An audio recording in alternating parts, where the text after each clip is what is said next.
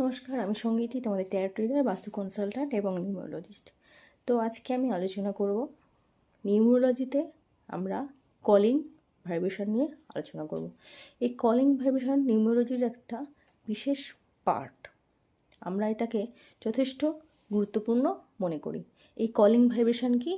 Calling vibration হলো আসলে আমরা যে নাম আমাদের আছে সেই নামে তো সবাই ডাকে।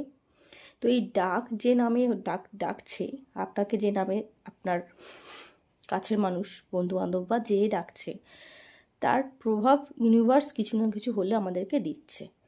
তো এটাকেই বলা হয় কলিং ভাইব্রেশন। তো কলিং ভাইব্রেশনের ক্ষেত্রে কিছু কিছু নামের লেটার আছে যেগুলো কিনা খুব ভালো এবং খুবই উপযুক্ত। তো সেক্ষেত্রে যদি প্রথমে আমরা উদাহরণ দিই, যেমন এস দিয়ে যাদের নাম শুরু, বা আর বা কে দিয়ে যাদের নামের শুরু, তাদের কিন্তু কলিং ভাইব্রেশনটা বেশ মজবুত। এই এস, আর এবং কে দিয়ে যাদের নামের অক্ষর, তাদের যে প্রভাবটা পড়ে, তারা ইউনিভার্সের সাথে সরাসরি কানেক্টেড। তাদের মানি এবং ওয়েলথ ইউনিভার্স কিন্তু সরাসরি এই কলিং ভাইব্রেশনের মাধ্যমে দিয়ে থাকে।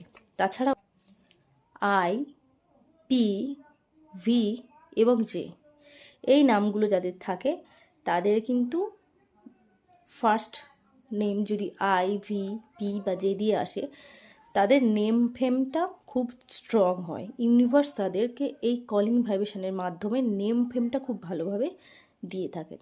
তো এইরকম আরও কিছু টিপস পেতে আমাকে ফলো করুন এবং নিজের কন্ট্যাক্ট নাম্বার রয়েছে, সেখানে যোগাযোগ করুন এবং আপনার কলিং ভাইব্রেশন অথবা আপনার বার্থ ডিটেলস দিয়ে আপনার বার্থ চার্ট কিন্তু আপনি দেখে নিতে পারেন। তো এই ছিল আজকের ভিডিও ভালো লাগলে কিন্তু অবশ্যই লাইক, কমেন্ট এবং শেয়ার করে যাবে এবং আমার যদি প্রয়োজন হয় আমার সাথে অবশ্যই কিন্তু কন্ট্যাক্ট করতে পারবে।